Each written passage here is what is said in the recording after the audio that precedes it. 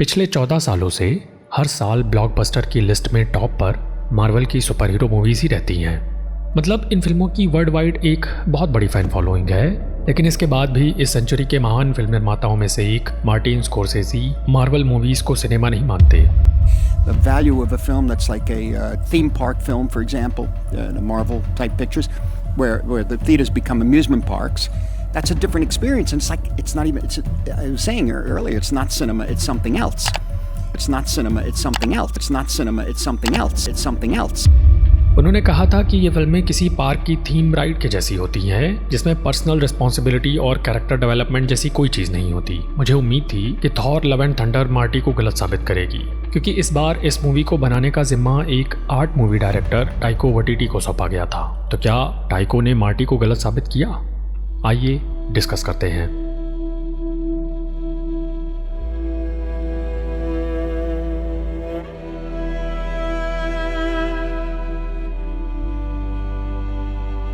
Hello, क्या आपको पता है कि मुझे क्या पसंद है? मुझे पसंद है टाइको वटीटी की बनाई हुई हर movie. Jojo Rabbit, hunt for the Wilderpeople, what we do in the shadows. मेरे हिसाब से वो हॉलीवुड के नए जनरेशन के सबसे टैलेंटेड फिल्म मेकर्स में से एक है। हालांकि मैं उसे पर्सनली नहीं जानता, लेकिन फिर भी उसके बनाए हुए सारे किरदार पर्सनल लगते हैं। पॉइंट ये है कि जब से मुझे पता चला था कि थॉर की नई फिल्म के डायरेक्शन का जिम्मा टाइको वटीटी को सौंपा गया है, मैं एक्साइटेड था उसे देखने के लिए। मैं फील करना चाहता था उस लव को, उस कनेक्टिविटी को थॉर लव एंड थंडर में। और मैंने फील क्या किया? एक जोक, एक बैड जोक। मैं चाहता था कि टाइको वटीटी मार्टिन स्कोर्सेज़ी को गलत साबित करे और मेरे जैसे सुपर हीरो मूवी लवर्स को एक मौका मिले ये कहने का कि in your face bitch. But literally ये मूवी देखने के दौरान ऐसा लग रहा था जैसे डायरेक्टर से ये फिल्म जबरदस्ती बनवाई गई हो। We were all in it. We were all in it together. तो उसने मूवी भी वैसे ही बनाई, एक ऐसी मूवी जो अपनी ही फ्रेंचाइजी की पैरोडी हो। अगर गोर द गॉड बुचर को छोड़ दिया जाए तो पूरी फिल्म में बेवकूफ़ी भरे जोक्स के अलावा और कुछ भी नहीं है। जैसा मैंने पहले ही कहा, एक जोक, एक बैड जोक। पूरी मूवी में कुछ भी सीरियस नहीं है। ऐसा लगता है जैसे पूरी की पूरी मूवी खुद ब खुद हमें ये हिदायत दे रही हो that do not take me seriously. कैसे हम इन कैरेक्टर्स को सीरियसली ले सकते हैं जब ऐसी क्रूशियल सिचुएशन में ये किरदार पुराने प्रोडक्ट्स के कॉमर्शियल कर रहे होते हैं और डिज्नी इनका इस्तेमाल करके हम दर्शकों से अपना ब्रांड एंडोर्समेंट कर रहा होता है। कैसे सीरियसली ले सकते हैं हम इसे? अब याद करिए वो स्नैप, जब एक मोमेंट में पूरी दुनिया बदल गई थी, करोड़ों लोगों की मौत, आधी मानव जाति का पृथ्वी से समाप्त हो जाना। थैनोस आइसक्रीम शॉप का आइडिया कैसा रहेगा? जोक है ये, एक बैड जोक।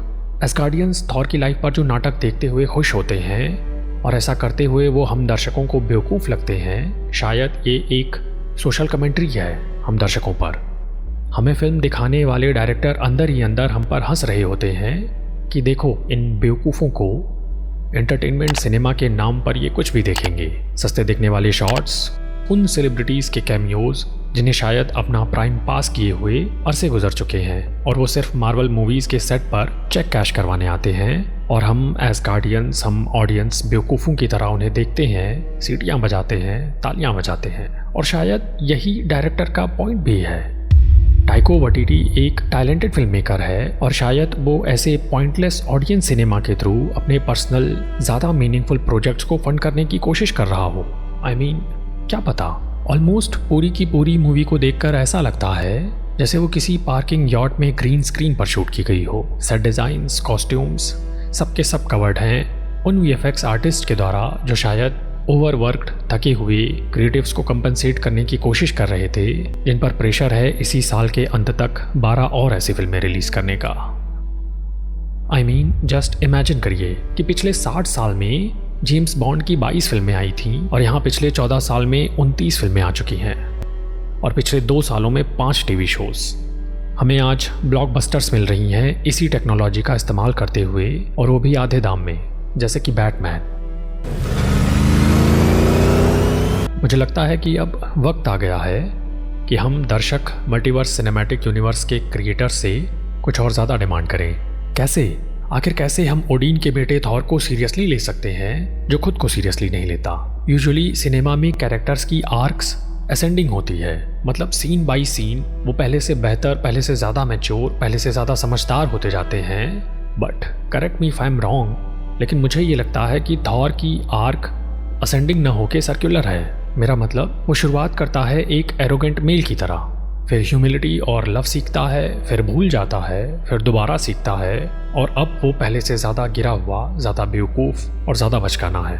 क्या इन सब बातों में कोई सेंस है? ज़रूर ये फ़नी है, बिल्कुल, मुझे कई जगहों पर हंसी आई, लेकिन जब मैंने गौर किया तो मुझे लगा कि मैं फिल्म के साथ हंसने के बजाय मोस्टली मैं फिल्म पर हंस रहा था। फिल्म देखते हुए मैं अक्सर खुद को थॉर पर सवाल उठाते हुए पाता हूँ, उससे भी ज़्यादा शायद जितना वो खुद पर उठाता हो। वो कहता है कि उसे नहीं पता कि वो क्या है, वो कौन है। ये एक बहुत बड़ी अपॉर्चुनिटी हो सकती थी जिसे केनेथ ब्रेना, रूसो ब्रदर्स और टाइको जैसे लोग आपस में मिलकर एक्सप्लोर करते। एक परफेक्ट अपॉर्चुनिटी जिसमें हमारा प्यारा थॉर खुद को खोज पाता एक एडवेंचरर की तरह, एक प्रोटेक्टर की तरह, एक ऐसा हीरो जिसने ज़िंदगी में बहुत कुछ देखा है, बहुत कुछ खोया है, लेकिन इस सबके बजाय हमें मिला क्या? कोई ऐसा जो शायद खुद भूल चुका है कि वर्दी होने का मतलब क्या होता है। एक जोक है ये, बच्चों को ये उम्मीद देने की कोशिश करना कि एक हीरो है जो उन्हें बचाएगा, और वो हीरो इस सबसे बेखबर, लापरवाह, जो हर कदम पे गोर के हर पॉइंट को सही साबित कर रहा है। मुझे खुशी है कि आज टोनी और कैप्टन नहीं है। अगर वो होते तो शायद उनका भी यही अंजाम होता कि हीरो से घटकर एक मीनिंगलेस जोक बनकर रह गए होते। कैंसर एक मजाक है, डेथ एक मजाक है। I mean, तुम मरते हो और मूवी के एंड में तुम वॉलहाला में इद्रिस एल्बा के साथ चिल कर रहे होते हो।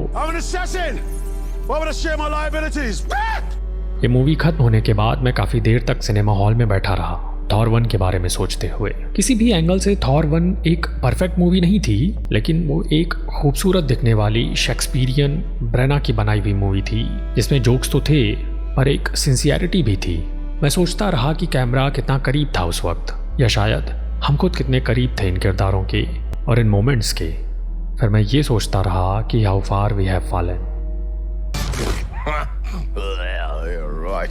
ये एक मार्वल मूवी है, सब जानते हैं कि ज़्यादातर पर्दे पर जो दिखाई देता है वो स्क्रिप्टेड होने के बजाय इम्प्रोविजेशन होता है। ये एक मार्वल मूवी है, ये इतनी भी सीरियस नहीं हो सकती। अब तो खुद मार्वल मूवीज़ भी मार्वल मूवीज़ को सीरियसली नहीं ले रही। मुझे नहीं पता कि हम कहाँ आ गए हैं जहाँ हम अपने हीरोज़ को स्टूपिड हो जाने देते हैं, या शायद हम चाहते ही हैं कि वो बेवकूफ़ हो जाएं, या शायद हम आसान हो गए हैं, पहले से ज़्यादा अग्रीएबल हो गए हैं। मैं नहीं जानता, शायद हम हंसना प्रेफर करेंगे बजाय कुछ फील करने के, और ये भी सही ही है शायद। या शायद वो सिर्फ मैं ही हूँ जिसे ये जोक समझ नहीं आया।